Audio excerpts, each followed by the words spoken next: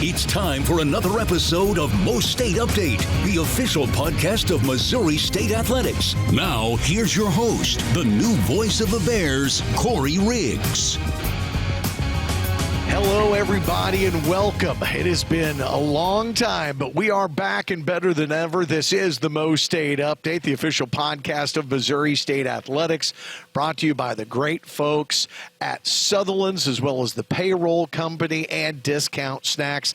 My name is Corey Riggs. I am your host, and it is a special day because on the day of our recording, it is Media Day for Missouri State baseball. The baseball season is just days away as Missouri State will start on the road as they always do, trying to get south, find someplace that's a little bit warmer, and get ready to take on Louisiana Lafayette. So we're going to spend the next couple of segments of this show talking baseball, a baseball primer, if you will, to help you get ready for the start of the 2026 season. It will be year number 2 under the third head coach of Missouri State baseball history, Joey Hawkins. We will start our show by talking with Hawk about this team that he has put together and the very difficult schedule they have in front of them, including it being their inaugural year as members of Conference USA. Then after that, we're going to talk to one of 2 Bears who has been recognized by Conference USA as a preseason all-conference selection. That is two-way star Max Knight, who is on that list, along with his good friend Caden Bogenpole, but getting a preseason all-conference nod is Max Knight. Max will sit down, talk to us about what the offseason has been like and how this team is gelling and rounding into form as we get ready for the opening week of play in college baseball. So hope you enjoy this one. MoState Update is back. When we return, we'll sit down with head coach of the baseball Bears, Joey Hawkins. We'll have more MoState Update in just a minute.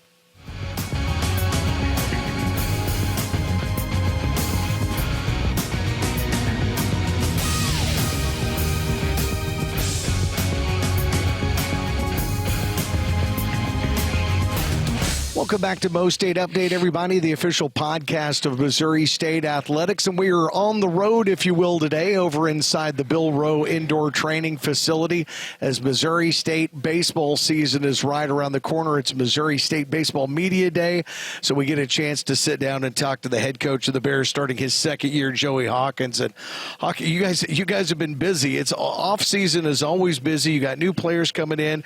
You've got 2 different fundraisers you've had going on, trying to help the financial side of your team. How excited are you now to just get into the tunnel and get ready for the start of the season?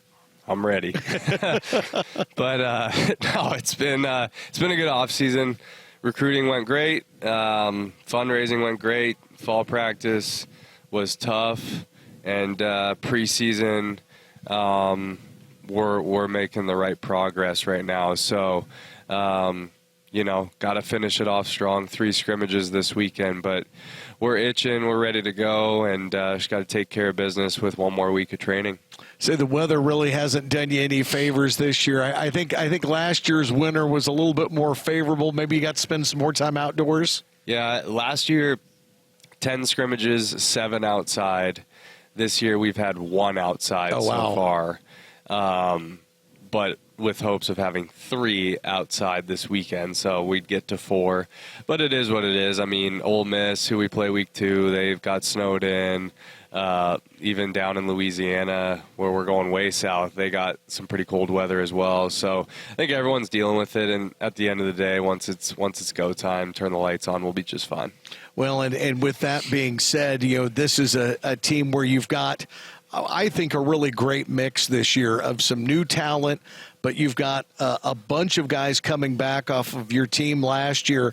But some of the guys that you brought in are not necessarily just young guys. You went out and found some veteran guys off of teams that you played and competed against that were like, I don't really like that guy, but I'd like him on my team. And you brought some of those guys in to be Bears this year. Yeah, we went into the portal on a mission to get older players to supplement our older players and just try and be one of the oldest teams in Conference USA, but also on a mission to get the right people in our locker room. So what I will say about all those guys that are older, juniors, seniors, 6th-year players, is just they are all here for the same reason. They want to play, they want to get better, and they want to win. Well, that's a big part of it. I know when we had a chance to talk last Saturday night at the first pitch event, one of the things that you talked about was leadership on this team. You guys elected and kind of maybe went a different way as far as determining team captains this year. Talk about that process and then who those three are going to be for the season. Yeah, so last year I chose to not do team captains. And I kind of regret it now. Like, I felt like it was going to be a popularity contest / I felt like everyone knew who the leaders were. But I do think it's important to establish and make it crystal clear who they are. Mm-hmm. But we just went about it a different way. So we gave our players a survey, and it would ask them, who are the 3 hardest workers on the team? Who are the 3 leaders of the pitching staff?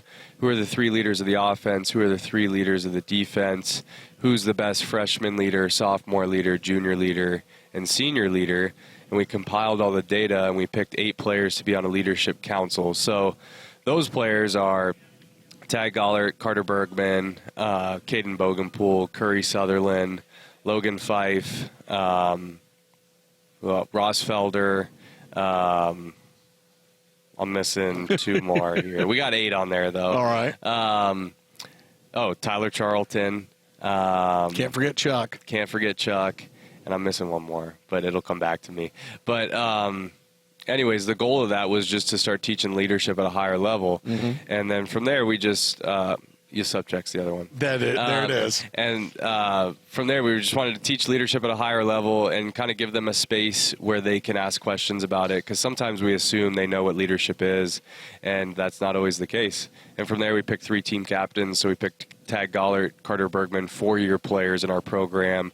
The most loyal players we have, and then Michael Yusupchik, a guy that's pitched on Friday night, and whatever, might be a sophomore or 20 years old, but like seems like he's like 35 and like has his life together. Very much so. Very much so. You know, those are the guys that'll lead this team along with that leadership council. So you're trying to get 3 scrimmages in, then you turn your attention to the start of the season, Louisiana Lafayette, Ole Miss, a couple of midweeks with ORU. It's another challenging schedule that not only is going to try and get you ready for your first season in Conference USA, but it's going to try and get you ready for those big, high-caliber, high-profile midweeks you have later in the year when you bring in SEC schools like Arkansas, like Mizzou. There's so much on the line. I think the fans maybe forget, they come out in droves to see the Bears play the Tigers and to see them play and beat the Razorbacks. But there's so much on the line as far as recruiting and everything else for you guys when you schedule those games and what it does for you on the back end as you have aspirations of getting in the postseason. Yeah, you hit the nail on the head right there. I mean, it's about trying to have a resume for the postseason first and foremost. I would say secondly, it's about putting your players in a position where they're playing in tough environments against the best teams in the country. To me, that's about the student experience right there. That's our responsibility as coaches, and I just think those are things you'll remember the rest of your life. And then last but certainly not least is it definitely helps with recruiting. Scheduling them helps, beating them helps, but it's going to be a gauntlet of a schedule, and we got an older team, we got a veteran team, and we're excited to take on the task. But you're going to probably hear me say it a lot this year. It's got to just be about the moment we're in, one game at a time, and one town at a time, wherever we're playing with all the travel this year, and just kind of slow things down. But we're looking forward to it. You've got a lot of talented young men on this roster. You have 2 very talented young men that were recognized by the league and the coaches preseason all-conference in Caden Bogenpool and Max Knight. Bogey now has picked up not 1 but 2 preseason All-American nods from 2 different publications. How much are you going to lean on those guys in the lineup and on the mound this year? Yeah, I mean, they're 2 of our better players, if not our best players. So, we're going to expect a lot from them. But what's awesome about this team, both on the mound and in the lineup, is we got a lot around them. So, we all know how baseball goes. It's a game of failure. There's ups and downs. I do think, there might be pressure on players like that, but there's going to be guys that can pick them up left and right and vice versa. They're going to pick players up. But, with Bogey and Max, those are two special players. They got some recognition preseason, which is cool, but now it's time to go do the thing and put up the numbers and have success and win a bunch of games. And if we do that as a team, you're going to probably see a lot of draft picks on our end. How satisfying is it after you and Jeff Jimenez and Deck McGuire, this staff, worked so hard in the offseason to go find these guys in the portal, bring them in here to where now you're meeting with the media here on Media Day going, I got 13 sticks that I could put in the lineup and talking about platooning against lefties and righties. What a difference a year makes, right? Crazy. The summer was long. It was hard. A lot of travel, a lot of visits, a lot of working 7 straight days a week. But what's crazy is like we kind of went in and it's like, we want these types of players. And then all of a sudden it's like, well, let's take a crack at Bobby Atkinson. Mm-hmm. And it's like next thing you get him. And then it's like Bryce Sermonelli, right? Like, D1 Baseball is tweeting out about him hitting 395. We're thinking, we probably don't have a chance, but hey, let's try. And we end up getting him. And, like, the list kind of just goes on, and we just crushed it, honestly. We did a great job recruiting.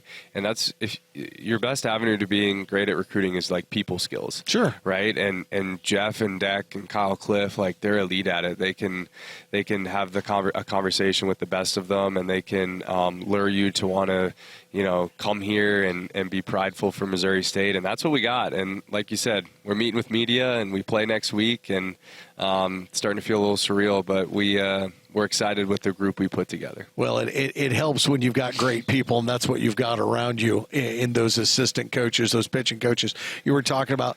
Talk to me about year 2 with you as the boss and Deck in that pitching coach role. How much more comfort maybe do you guys have? And when you look back on last year, were there a lot of times, more times than not, were you guys on the same page on when to pull a guy, when to make a switch, and how many times maybe did you differ in that? Occasionally, but honestly, we didn't have enough options last year to argue. Yeah. You know what I mean? I think this year we have a lot of options. So, but being in year 2 together, like, we're comfortable.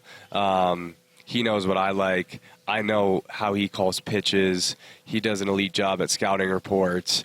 So year 2 is going to be smooth. We've had several conversations about how we're going to manage the pitching in the first 3 weeks, because we are going to have to be creative with things. Obviously, guys aren't built up. You got guys banged up, little things like that. So, but yeah, I think Deck's done a great job with this pitching staff. I mean, we are pitching it really well in preseason, and it's not easy pitching against our lineup every single day. So excited with where we're at. We got to keep our foot on the gas pedal on that side of the ball. You've had a veteran presence behind the plate for you now with Carter Bergman. Going to have to start the season without him. So feel good about the guys you brought in to work behind the plate as well, along with Carter? Yeah, honestly, like when we built the roster, the mindset was that Berg's the starter and going to be the everyday guy, but you got to have a good number 2 and 3 in college baseball. You can't run these catchers into the ground. And we went in with that focus, with the idea of like, hey, if Berg gets hurt or if Berg needs a break, like, we need to go find a really solid number 2 and 3. And we did that. So Charlie Carter transferred from Oklahoma State. He's as good as they come defensively. He can throw it. He can block. He can receive. So really excited about him. He'll fill in and do a good job. And Bo Tabola, junior college transfer, switch hitter, so that gives us some different options when facing lefties and righties, and super athletic catcher. So we got 2 great options. We'll piece it together. That's my job. Put these guys in the best position to succeed. Yeah, those catchers, they're not just big, slow guys behind the Not plate. anymore. They're athletes now. That's Every right. single one of them. It's crazy. Yeah. But, well, hey, best of luck as you guys get ready to get on the road. Louisiana Lafayette will be the first team that the Bears match up with, and we'll have coverage for you on the Missouri State Radio Network all season long. Coach, thank you for the time. All right, Riggs. Appreciate it. All right. We're going to take a break. When we come back, we'll sit down with one of the players that Coach and I were talking about as we'll get to know Mr. Max Knight a little bit better here as the MoState update continues after this.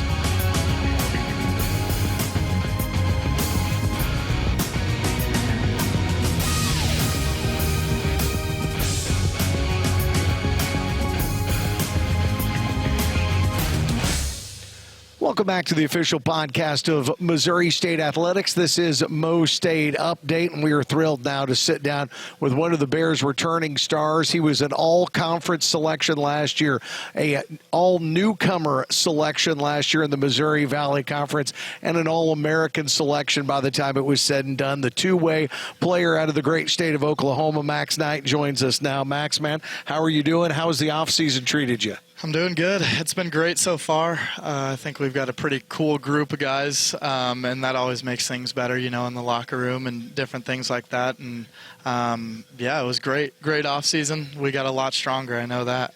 Well, talk to me a little bit about that, because the way I think this coaching staff went about it is a little bit different. I mean, the college sports, the landscape is changing all the time. I think this year, Hawk and Deck and these guys made a real conscious effort to bring some guys in to mix with you and Bogey and Tag and the rest of returners, but went out and got some veteran guys, guys like Bryce Sermonelli all of a sudden that are guys that you all were like playing against. And it's like, man, that guy's a tough out. Let's just go see if we can get him to become a Bear. Mm-hmm. Yeah, it was super cool, recruiting class that we got in. A lot of guys with a lot of experience, which is huge. Me having a year under my belt of college baseball, I just see how much more mature a hitter can be, and how much more mature a pitcher can be too. So having that is just massive, and I think this year we've got a lot of it. So, what was the focus for you in the off season? When Coach Hawkins was addressing the media earlier, he brought up your curveball and the phrase unhittable. How much work were you putting in on the mound this offseason? A ton, and that's something, being a position player, it's a little tough to get work in on the mound sometimes. I'm primarily a position player when it comes to work, and, I get my pitching in kind of afterwards. So working on that curveball this off season on the mound with Deck has been huge.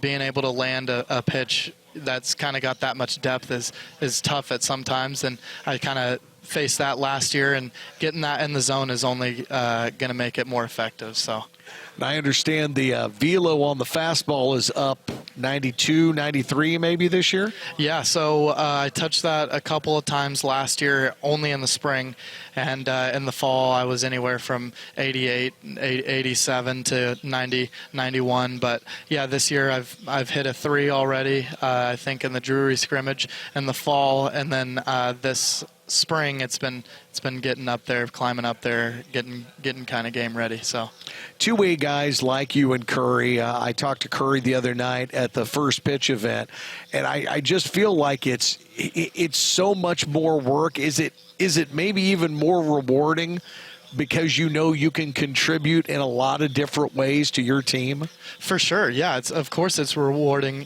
Guys are fighting for spots, and there's only a certain amount of guys that get to play. So being that versatile, it just gives you a little bit more confidence whenever you're going into a program like this where it is super competitive all the time. And having that versatility of I can pitch, and whenever I'm not, I can DH, I can do different things like that. It's tremendous.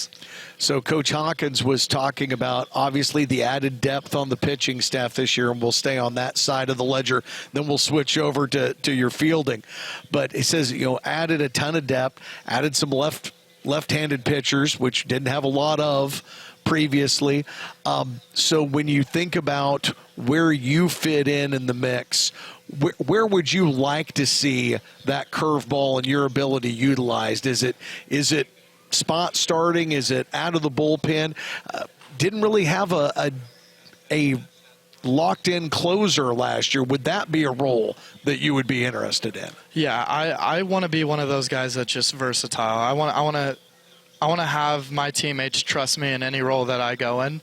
Mm-hmm. And Hawk asked me, after last year, what I kind of want to see happen in our fall meetings and stuff. And I just told him I just want to be versatile. I just want to be a guy, you trust and you can throw in those pressured situations where we may not have as much trust in some of the other pitchers. Like I just want to be that guy that my teammates trust and can kind of just get the job done in any position. So well, we know what you can do with the bat in your hand. So let's flip to the other side then and talk about your fielding. You spent time at first base last year.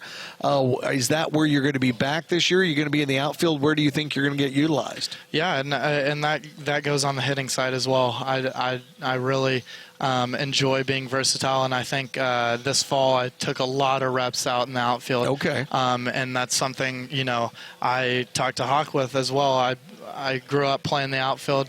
I love playing the outfield, and first base is something that's always there, and I love playing first too. It's kind of whatever gets me on the field and whatever the team needs. So.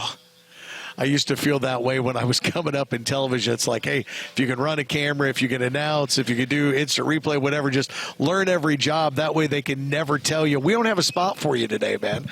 It's that availability is sometimes the best ability you have is being able to get out there. So, heard the guys talking about you've got 3 team captains this year. You've got a leadership council this year. How serious is this conversation about making sure that there's kind of defined roles and leaders in this clubhouse this year when the goals are as high as you all have them? It's super important. It's just it's super important, and that's one thing the staff decided to really press on and focus on. And I think it's huge because chemistry is what's going to get you the furthest. Mm-hmm. You can have all the talent in the world, but if you don't want to play for that dude, hitting before you or hitting after you, it's just eyewash. So having that leadership and that accountability is what's going to get that chemistry to another level. And I think having those leaders and having those guys with experience be able to, tell a guy, you're not doing this right, you're not doing this right, and the guy, not take it personally, that's huge. That's huge. Absolutely.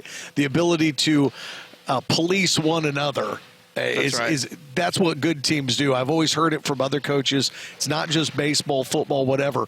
Player-led teams are usually the most successful teams. Exactly.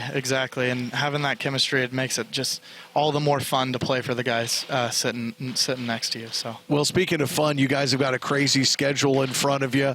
Looking up and down at this one, get a matchup with Oklahoma State this year in Springfield, matchups with Mizzou, get matchup with K-State, with Arkansas. Is there one game, one series that you're looking forward to most this year? I always want to beat Arkansas. I always want to beat Oklahoma State. I always want to beat Mizzou. And all those teams, you look forward to playing them. It's always good atmosphere. It's very competitive, and it's where we get to show what we can do and really get after it at the highest level possible, which is all of our goals and all of our dreams have been to play that kind of baseball. And so having that opportunity this year is huge, and all those teams I'm just super stoked to play, and I'm super stoked that I get to do it with a group that I like. So looking forward to also in conference, we have a couple rivalries coming back, like DBU. DBU is going to be so much fun, and I think that doesn't go unsaid too. Having those rivalries and that built up, kind of hype, it's going to be pretty awesome to play for. I'm looking forward to it. Hey, congratulations on the preseason all-conference nod, utility player as well. Yes, thank you. I appreciate it. It's pretty awesome, pretty exciting. It's pretty surprising for me, but awesome. I don't think anybody that watched you last year is surprised at all, but it's going to be a great season. Looking forward to it. Max Knight, the Bears' two-way standout, joining us here on MoState Update. We'll take a break, come back and wrap this one up here in just a minute. Thank you.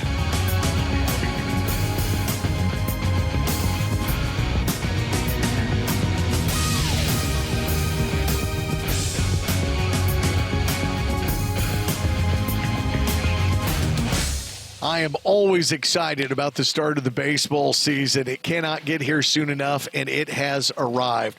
A huge thank you to both head coach Joey Hawkins and to Missouri State preseason all-conference selection Max Knight for joining us here on the podcast this week to help us get ready for the start of the baseball season. And best of luck for Coach Hawkins, Max, and the rest of the Bears as they get ready to go down south and take on Louisiana Lafayette.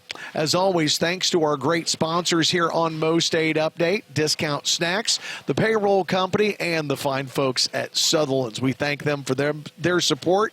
Otherwise, we couldn't bring you the podcast when we do. I hope you've enjoyed this one. I know I did. I thank you for listening or watching, however you take this podcast in. Either way, remember, there's no state like MoState. This has been the MoState Update.